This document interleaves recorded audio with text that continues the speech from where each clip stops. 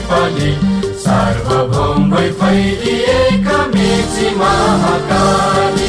सायौं थुङ्गा फुलका हामी एउटै माला नेपाली सार्वभौम भई फैलिएका मेची महाकाली प्रकृतिका कोटि कोटि सम्पदाको आचल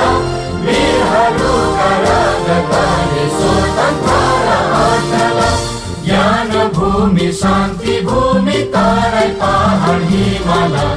अखण्ड यो प्यारो हाम्रो मातृभूमि नेपाल